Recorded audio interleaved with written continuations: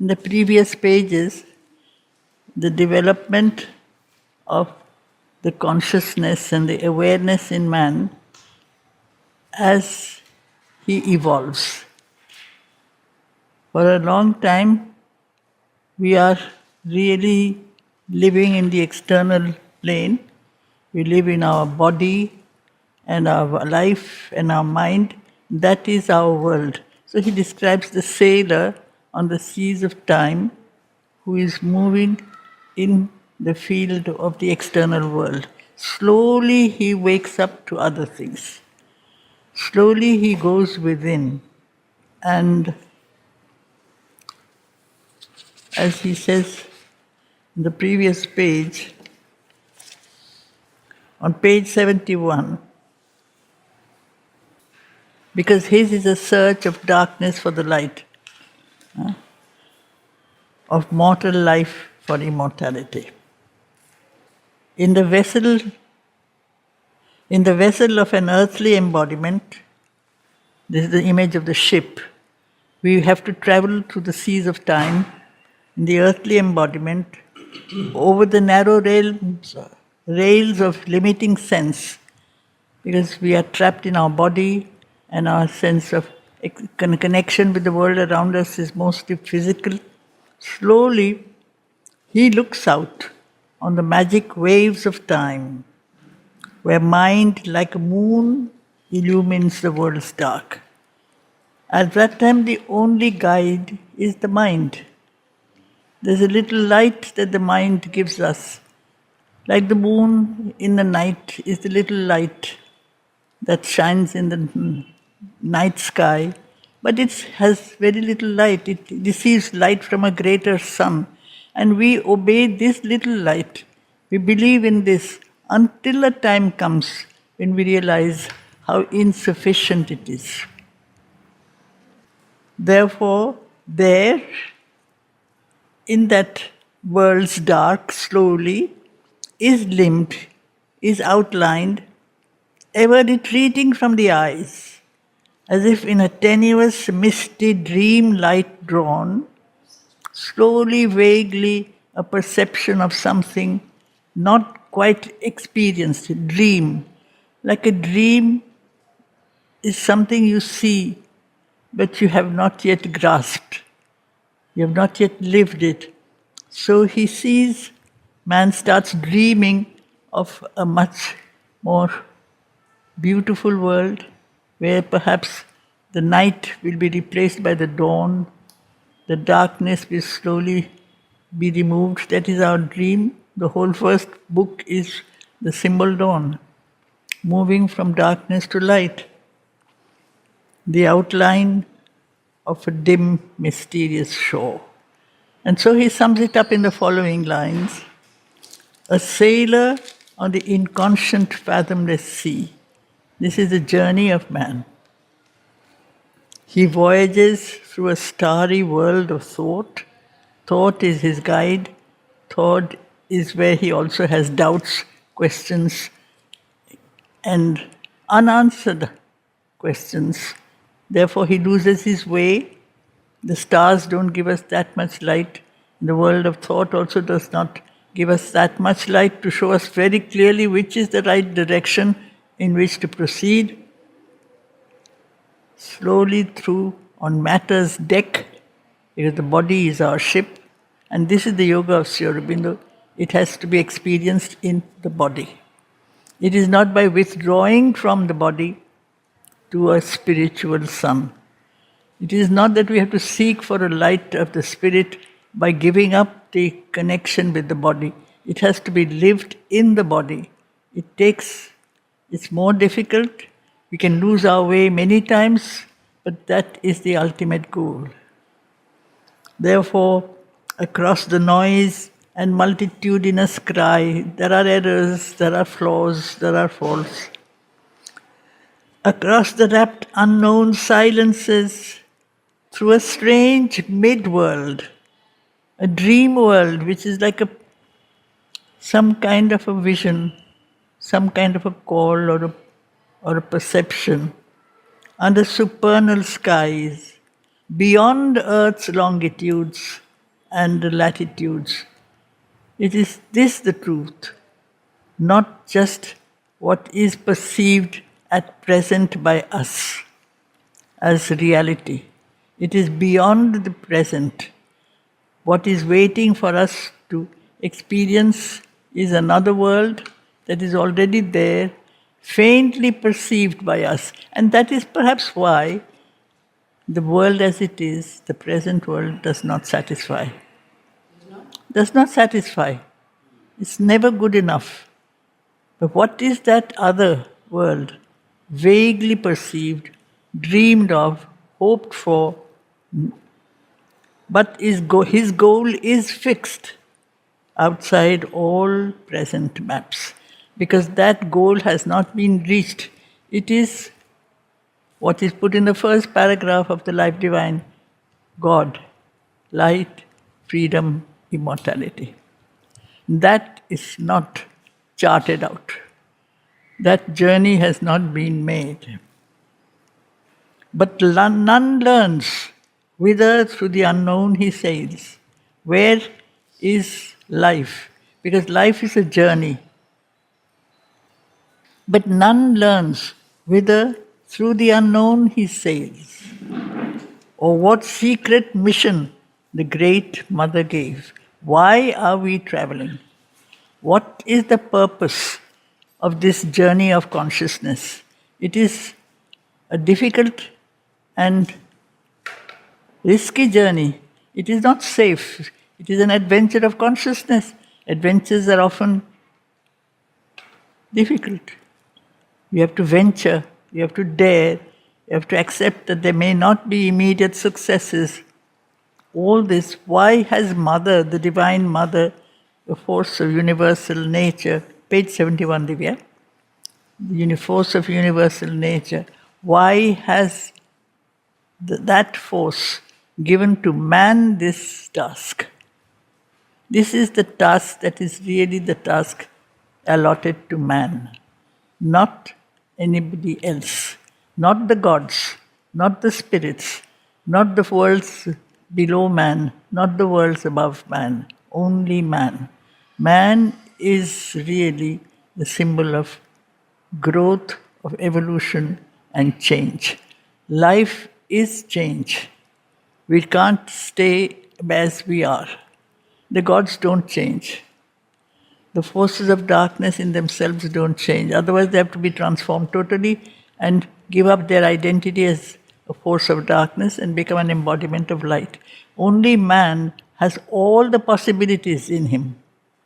And therefore, he can grow from what he is to what he is not yet. He can grow in any direction. He goes up, he goes down. He loses his way, he forgets. It's not a straightforward journey. It's a danger. But that is really the essential function of man. The being to whom the force of manifestation or evolution is really expressing itself. Therefore, but none learns whither through the unknown he sails, or what secret mission the Great Mother gave. Why is this explorer? Because he's used images of exploration. Explorers have to be daring. They have to move and try to discover lands not yet discovered. They have to take the challenge. Man also has to be one who has to accept the challenge. Therefore, as Mother says, in order to be a yogi, you have to be a hero. You have to be a hero. You have to really accept the unknown, and therefore it's a battlefield. And there are so many instances that Aurobindo speaks of where he knows that there is a battle, and the battle's result has not yet been announced. Will the battle end in a victory, or will it end in a temporary defeat? Will the evolution take us forward, or will it pull us back? Because it seems to do so also. Man falls back into the unconscious, into the subconscious, because all these lower planes also have to be pulled out of their state. In order to pull out the darkness from its dark world, the divine has to plunge into the darkness and lift it out of that. So Sri Aurobindo is the one who has done this. Don't give up the world of matter, don't give up the world of life, but do not forget that this is the work of the Mother, the divine creative consciousness. Whatever the experience is, it is something that she has asked us to do. It will be full of difficulties. It will seem to have temporary failures. It is not a straightforward journey. Like moving in a sea and an ocean, there are no routes, no paths that have been charted out. There are no maps on the ocean. It's not a land, it is not a clear-cut answer.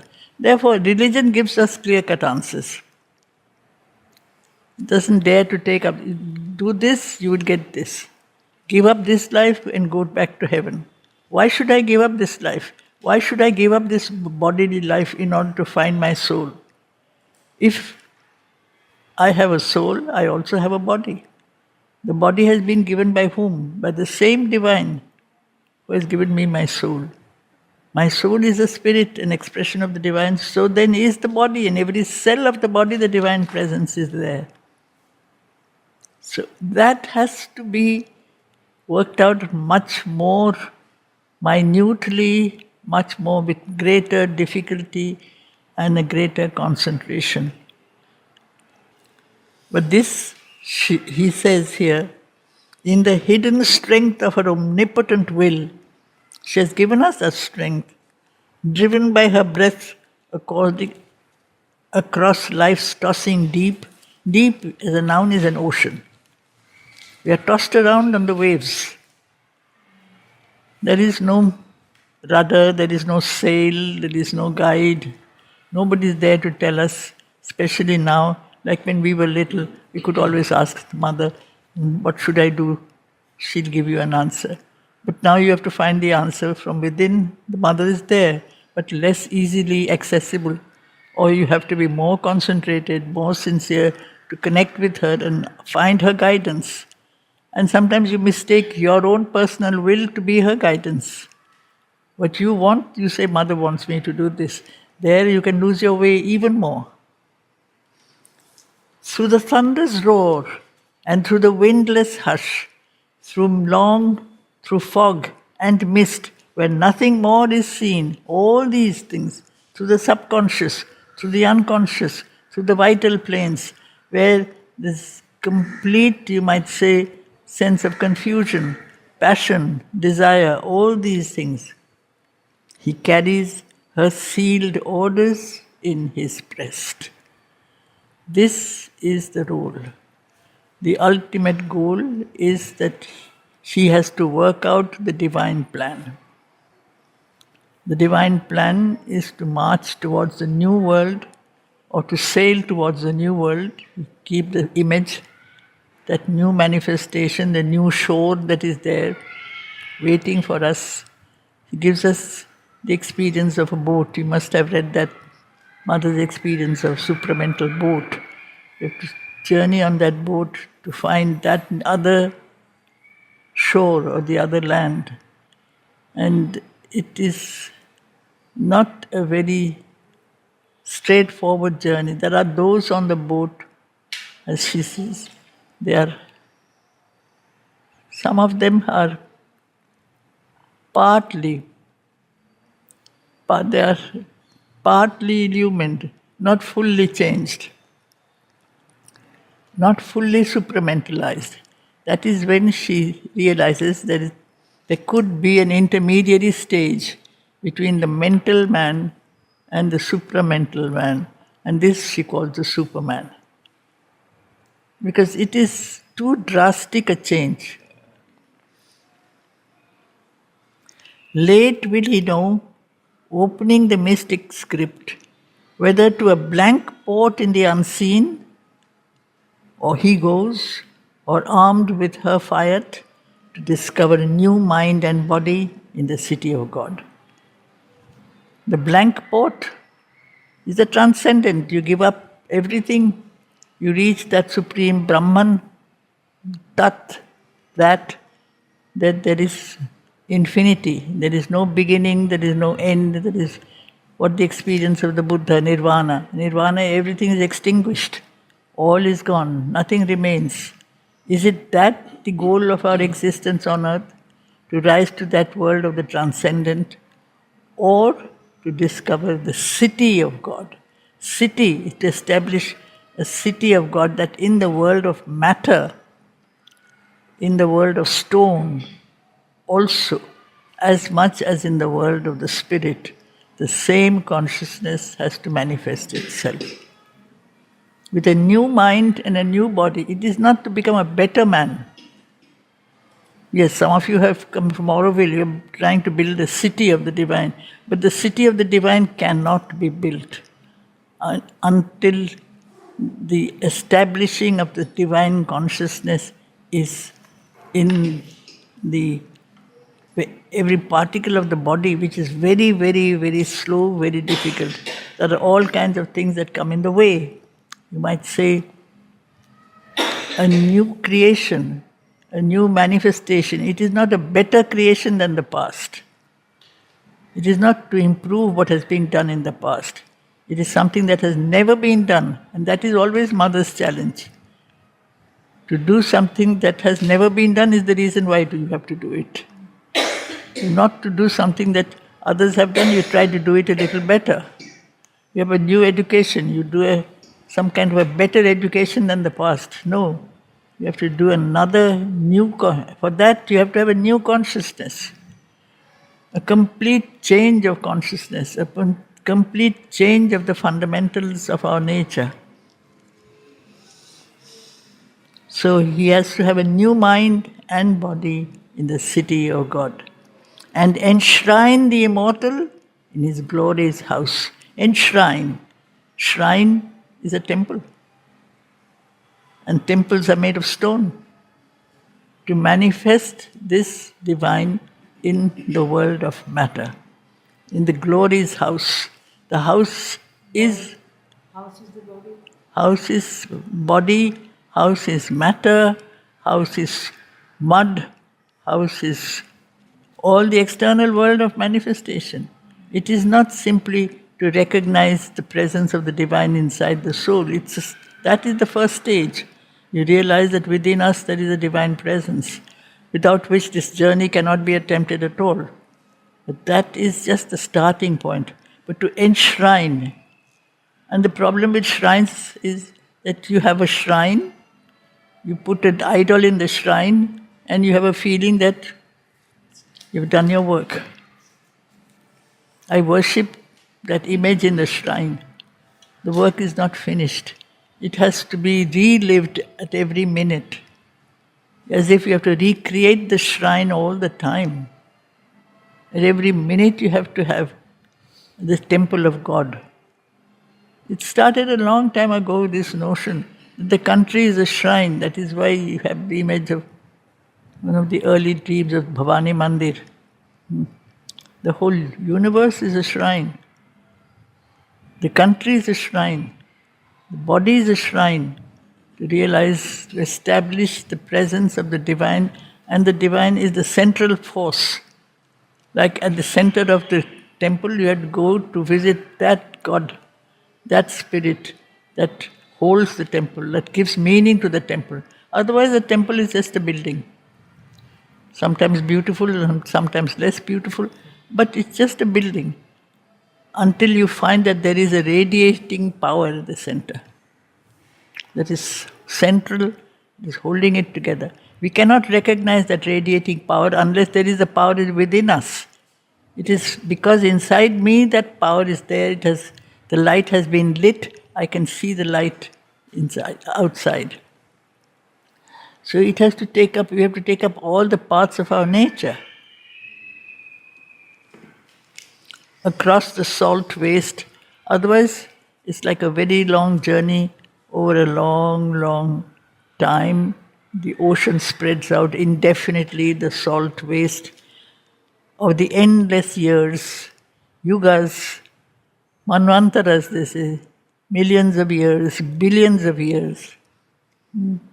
Her ocean winds impel his errant boat. We move through time, but we don't know where we are moving. An errant boat is just a boat that doesn't know where it is going. It's like pushed by the currents, pushed by the winds.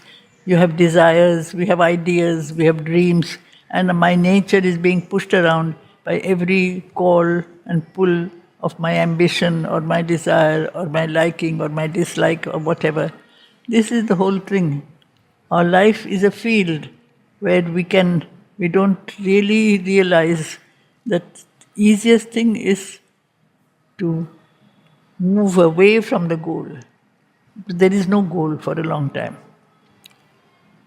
We are just at the mercy of every passing breeze, every current, every wave, and we are pushed around. We are not leading our lives. We are led. We are pushed. We are not in charge. So across the salt waste of the endless years, her ocean winds impel his errant boat. The winds of life. Water is the field. Water and air. It is the field of manifestation in life. A new life, a new world. It is not above. Above into the world of transcendent, there is no life. There is just that. It is here, now. What is her? Her ocean winds. The Great Mother. The cosmic Great Mother is the power of evolution. And where is she? She is working in the field of inconscience. She is pushing from below. Because the Supreme Mother alone can make that plunge. She goes down into the original unconscious. And from there, the evolution begins. It is she who is really making evolution possible. She is there beneath all that, working through us. This is Mahashakti. She is not sitting up there and giving us guidance. She is below also. She is everywhere. The cosmic waters splashing as he goes. A rumor around him and danger and a call. That is why it is a danger. Rumor really literally means loud, indistinct noise. It's not things people speak about others. It's not that. Rumor is a loud noise, not distinctly understood. You hear something vague in the distance. You don't know why, you don't know what. Life is noise. Noise, sound. Sound is energy. It's a vibration. Sound is a projection of a vibration. That vibration is not clearly, you might say, formulated. We are full of vibrations, full of energies, pushed in this way and in that. And therefore the call is never clearly heard. It's vague. But still, she is the power, that force, that energy that is at work. In spite of us not always recognizing that she is at work, she is at work. Evolution never stops. The earth field is the field of change and the manifestation of a new world. Always he follows in her force's wake. Wake is at the, when a boat cuts through the water, it leads a path of white foam. So man follows, and she is the guide, she is the force, she is the sound. Shabda is Brahman. Man unknowingly is pushed, pulled, he doesn't know, by her force. He sails through life and death and other life because there are many worlds. This world is not the only one. There's world upon world upon world upon world. In the infinite, there are infinite worlds. It's not that our life is body, life, mind. It's not, truth is not according to our understanding. My mind sees very little. My eyes see even less. So I said, this much is true. This is all I can see. This is all I can hear. So that is truth. The rest that I cannot see, doesn't exist. But then there are worlds which I cannot see because I have not yet developed the instruments of knowledge. We have instruments of knowledge is my being. My being has to expand its consciousness and its faculties. Then I realize I expand into infinity and I see the infinite slowly at work in all things. Otherwise, I'm trapped in my littleness, which is my safe house, controlled by my ego, and I said, this is all that I understand, this is all that is true. He has to break out of that. So always he follows in her force's wake. It is that which is the true function of man. He sails through life and death and other life. He travels on through waking and through sleep. Even when he thinks he is not making a journey of consciousness, when he sinks into unconsciousness, sleep in that state, where we fall back into the original dark, there too there is a kind of preparation. Just like a little seed that is put into the soil, it is deep in the darkness. There is a work that is going on in that seed. Ultimately, it has gathered enough energy to burst out of the soil. It has acquired that energy. So there are periods when we seem to not progress, to fall back into the absolute unconsciousness. That is also the period where you recover the lost energy and start again for the next stage. That is the passage. And so Sri Aurobindo in one of his poems says, death is a passage. It's not an end. It's a preparation. And grief, he says it even more powerfully, a fancied thing. You imagine that there is something called grief. Fools to annoy. Only fools believe in it. There is no such thing. It's all part of his work, all part of his plan. He travels on through waking and through sleep. A power is on him from her occult force that ties him to his own creation's fate. His own creation's fate. This is what he is tied to. His own creation is his world, his limited consciousness. Because I have trapped myself in a small prison, naturally I feel imprisoned. If I have accepted my littleness as final, man is a being who accepts himself as a final being, he will stay in that state.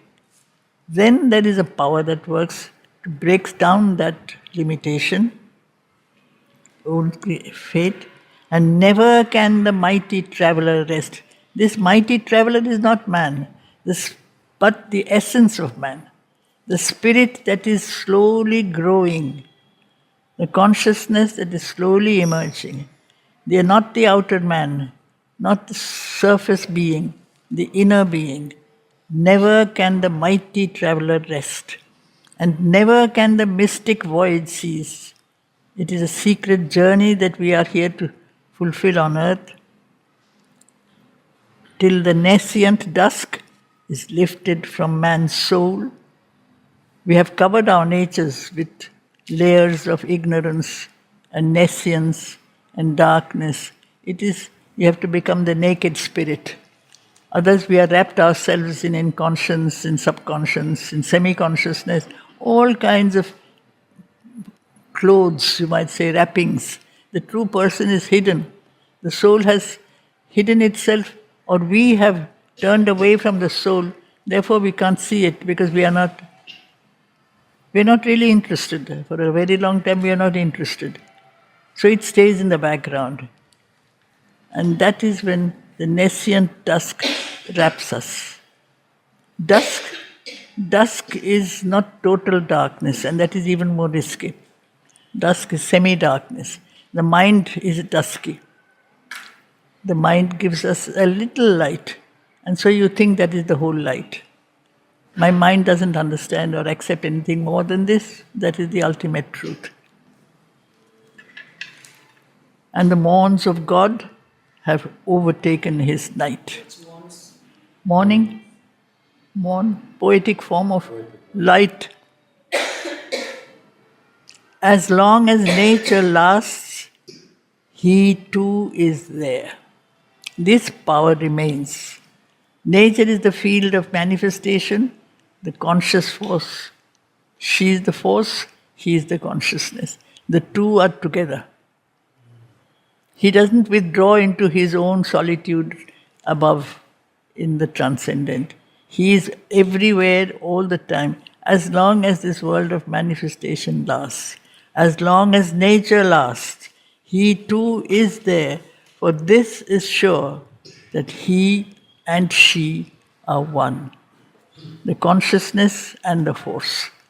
The Lord and His power. His power, His Shakti, can be working in the lower creation. We call her the dark force, the Apara Shakti. It is the same Shakti. She works in the force of light, she becomes the Mahashakti, the Para Prakriti. You can give any name you like, it's the same mother. Asura also. Asura is also What is an Asura? the dark force. No. It is a force in the vital plane. It is a force which is a manifestation of the ego. At a certain stage, that is your identity. In us, everybody has an asura in him. When you think you identify yourself with not the divine, you identify yourself with your little self. You are the important being. In that sense, you become asuric. You cut off, but if you are willing to understand that this is a passage we have to pass through, slowly even the dark forces have to bring out the light from the darkness, just like out of the complete dullness of nature, the new life is emerging. The asura are forces of life. They are forces, the titans, they are very strong. But they have one thing they find difficult, to surrender to the divine. That is one of the greatest difficulties for man. He thinks very highly of himself. In that sense, the day we realize that she is all, and that day will come, as Narad says later in this book, he announces the new dawn, the new manifestation, and as he spoke, the demons wept with joy, foreseeing the end of their long, dreadful task, because they have a work. They said that they have to end the defeat that they hoped for in vain. They want to be defeated, but man doesn't defeat them, he accepts them. And glad release from from their self-chosen doom. Who will dare, who will accept to cut off connection with the divine and plunge into the darkness? Only the force of the Divine Mother. Only she says, okay, they don't want to go, I will do it. So these are her children, they are her firstborn sons. And her mother's arms are stretched out in love towards her rebel sons. They're always there. But there are times when they look and they put on that aspect of being anti-divine. You can't have a victory unless you have a battle. You can't win over your own difficulties unless you go through the problems. You can't conquer yourself unless you meet the opponent which is lodged in your own nature. That force of rebellion, that force of ego is very, very much present in those who are specially, you might say, gifted. They have developed a certain stronger sense of identity. That is there. It is very strange when he describes, for instance, in some of his writings on Napoleon, Aurobindo speaks of him as an asura, speaks of a titan, an asura. But then he says, I saw God striding through Europe. This was God also. There is nothing that is not God. It is part of His plan. All forces are He. We don't divide the world into this. These are beings who are not part of his plan. Everything is he. That is what we have to realize. In order to realize this, we have to come out of the dividing mind that makes categories and says this is right, this is wrong, this is dark, this is light. To realize that the same presence is everywhere. That doesn't mean we have to choose the forces of darkness because they are very strong and they can sweep us away. Completely, we can be swept off our feet. So, as for this is sure, that he and she are one. Even when he sleeps, there are stages when the consciousness doesn't seem to be very active. It is the unconsciousness that seems to be there, present. Even when he sleeps, he keeps her on his breast. Nature is active. Whoever leaves her, he will not depart. Consciousness will not depart. Whoever leaves her, the world of matter, the world of life, is abandoned by the seeker of knowledge who says you give up this world. It is not a world of the divine. Give up the world of the body. Give up the world of life and go and just concentrate on the Supreme, on the Brahman, because this is the world of darkness. But the consciousness, he will not depart from the world of nature to repose without her in the unknowable. This is the work we have to do, to manifest her, the supreme force of the mother, in the world of the unconscious. We are unconscious. In the matter, in the world of the unconscious, to recognize that the force is at work, but that we cannot recognize this unless we have somewhere a connection with the consciousness. Consciousness and force. He and she, they are there at work. There is a truth to know, a work to do. Her play is real. This manifestation is not a maya, it is not an illusion. A mystery he fulfills. There is a plan in the mother's deep world whim. You may say this is something random. Why so many complications?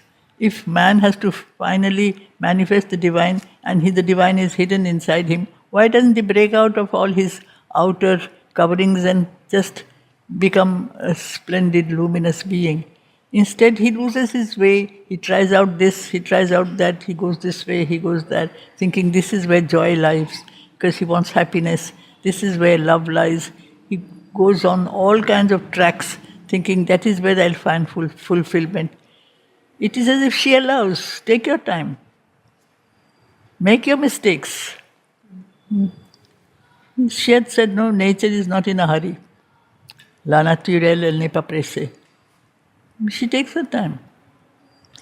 When we have made all our mistakes, then we realize there is the only one answer. Otherwise, somebody tells you this is the answer, you do it, it becomes a kind of an imposition you don't want to believe. Make your mistakes and discover the answer. Through your experiences, through your own growth, gradually your consciousness changes, your being changes, and you realize maybe you have lost 50 years of your life just fooling around. But maybe you have not lost them. Maybe it made you realize what is the right answer. In order to make the right, find the right solution, sometimes suffering and error are required. It's a vast and random game. A purpose in her vast and random game. This ever she meant since the first dawn of life, out of the world of matter, which was simply a projection of energy which is concentrated in form. The beginning of manifestation starts as matter. Until then there was just formless energy. This formless energy concentrates in different forms, stones and pebbles and stars and planets, but they are all forms that do not aspire. They are just concentrations of energy. Out of this form, something begins to change. At a certain stage, life breaks out. So you realize that there is a kind of need to break out into a new stage. Every journey of every stage of our journey, this need comes. You have to become other than you were. So first you realize who you are, then you realize you have to become other. You have to become different. You have to give up all the things that you have taken half your life to acquire. Throw away all the things that you have gathered. This is a sport. It's a game, win or lose. This ever she meant since the first dawn of life. This constant will she covered with her sport to evoke a person in the impersonal void. In that before manifestation, you have the impersonal, the transcendent. In the world of manifestation, you have the developing individual. In that developing individual, slowly the manifestation of the transcendent. Each individual contains the all. In each particle, the Supreme Infinite is there. But slowly it has to be evoked, brought out. With the truth light, strike Earth's massive roots of trance. The sleep. Trance is not unconsciousness or sleep. Trance is where the consciousness has voluntarily withdrawn within. It has gone deep within. So the divine is in trance. It's not that he's sleeping. He has just seemed to have withdrawn within. The earth is where the divine consciousness seems to have withdrawn within. It just becomes flat, dark soil, earth. Out of that, slowly bring out a being. Wake a dumb self in the inconscient depths and raise a lost power from its python sleep. So you get the image, because this python sleep, the snake that is holding up everything, which is there, it's, you might say, inertia, the energy that is actually moveless. You cannot have a creation unless the base is absolutely steady. The snake contains all energy, but it is immobile. And that is the image we have in our tradition also. Exactly. No, not just the manthan, but the Sheshnag. Everything is being held up by that. It doesn't move. So that solid energy that seems to be immobile, out of that all things come out. So just like a house you built, your base, your foundation has to be completely steady. You can't all the time be in the vital plane, changing, running about. Your base will never be solid. And raise a lost power, which has lost or plunged into the darkness from its python sleep, that the eyes of the timeless might look out from time. The eyes of the timeless, the gaze of the eternal, might look out from the mortal. The mortal eyes manifest the divine. The human may manifest the divine. We are time-bound. The opposite of the mortal is not the immortal. The mortal is part of the immortal. So that the mortal can transmit the consciousness of the immortal and the world manifest the unveiled divine. The divine is veiled. And that is the role given to man. That is the secret knowledge. For this he left his white infinity. He plunged into the darkness. It is he who became the inconscient. It is he who is hiding in the supreme inconscience. It is she who is pulling out this inconscience, his force, gradually making it climb up. It is not straightforward, it is a spiral. It rises and falls because he is supreme. Therefore, he is also supremely, you might say, resistant to change. In man, the resistance is very strong. For this, he left his white infinity and laid on the spirit the burden of the flesh. It is in the body. The spirit has to be manifested in the body, not just pure spirit and which is free from the body. You give up your body, your spirit is free, you have mukti, you have moksha. This mukti is in the body. Consciousness is in the body. It has to be manifested. This is the yoga of Sri Aurobindo. It is not the Upanishadic yoga.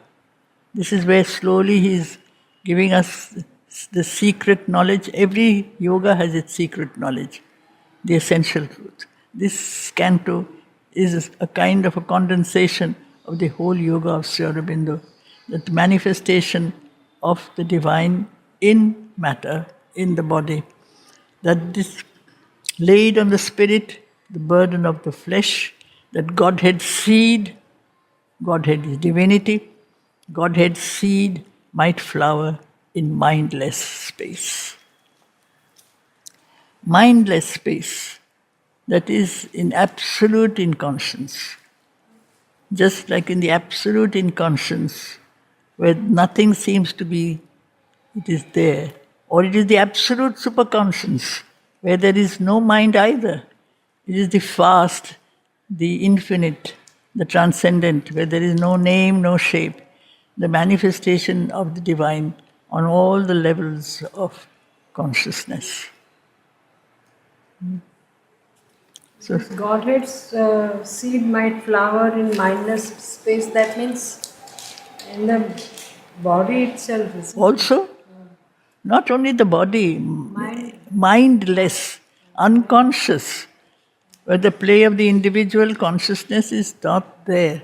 Either you speak of the supreme absolute Brahman where the individual is not there, or you speak of the supreme inconscience where the individual is not there either. It is not there. There is no individualization, there is no manifestation. Manifestation is the field. There is a manifestation here, in the intermediary world. There is no manifestation below, there is no manifestation above. But that supreme can be manifested in this, our world. This is the transformation, this is the function and the purpose of his creation. What are hostile forces? Like you told about asuric forces and all that. So what exactly, like often people, something negative. Hostile forces are anti-divine forces. And they don't, where you don't really accept the divine as the supreme. And there are parts in our nature which are so identified with themselves. That is the ego. Every part of our being has an ego. Your body has an ego, your vital has an ego, your mind has an ego, your little thumb has a finger has an ego. Everything has an ego. You see, it doesn't want to give up its function, its reality. And when you live by and for that, you live only for yourself. The most difficult thing you are asked to do is surrender. That you are an expression not of yourself, you are an expression of her will. She is working her way through you. You say, no, this is my life. This is my way. And when there is a pressure that falls on us to grow, this opposition, this resistance comes up. Then it comes up as anger, as hostility, as refusal. I don't want to give up myself. So these dark forces have a role to play, but it's very difficult for us to accept that they are instruments. For the time being, they are rulers. I'm ruled by my demands, by my ambitions, by my desires. I know best. I don't need to be told by anyone, least of all by the divine. The divine says you don't know anything, you just surrender yourself to the divine. It's the most simple solution, the most difficult to achieve, isn't it? That is the thing you never get in any other plane except man. Say, it is like telling a a seed. One day you will be a flower. The seed, you see a little dark black seed, and you say someday this will become a beautiful rose or a beautiful bloom. It doesn't hesitate, it just blooms. So if you are told someday you will be a manifestation of some divinity, you say, how can it be? I am not that. I am me. Man has all the complexities of all the possibilities in him. And among those possibilities are the possibilities of denial also. The possibilities of the ego.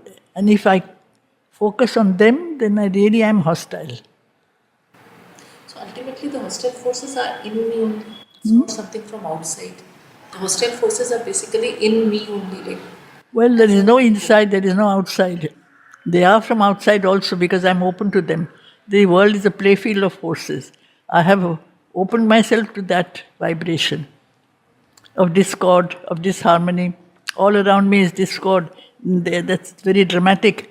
I am become receptive to those things.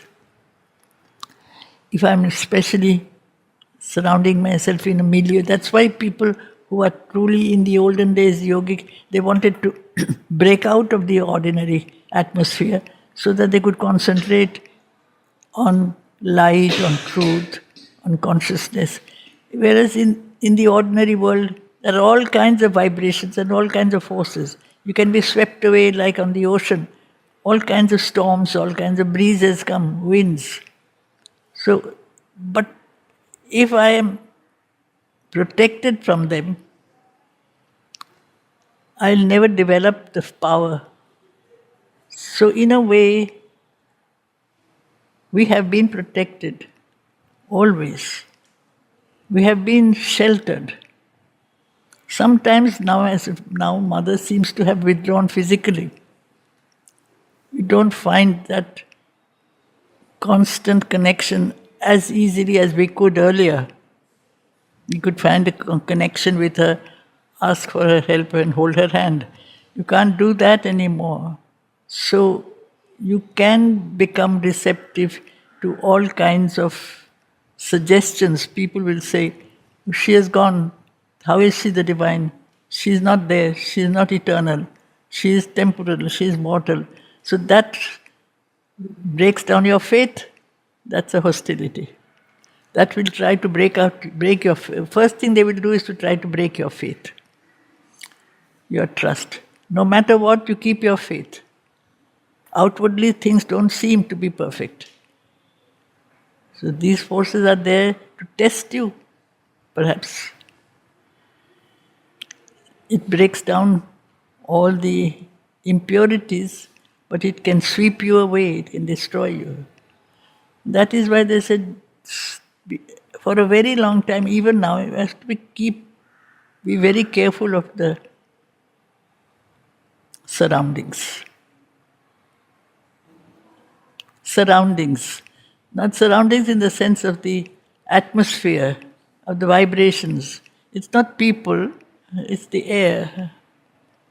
If you are absolutely firm in your connection with the divine, you can be anywhere, nothing can touch you. If that is not there, you have to be careful. You have to call at every step.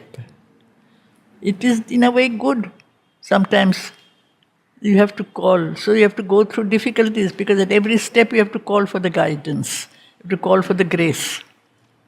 It's like somebody who has to really climb a very narrow path in the mountains. It is very risky. So with every step, you have to say, please, be with me, be with me, be with me. I don't want to fall, I don't want to fall. Life is this. But we forget to call. Then we are exposed to other influences. It's a test. It's a sport. It's a random game, he says. The razor's edge. Yeah.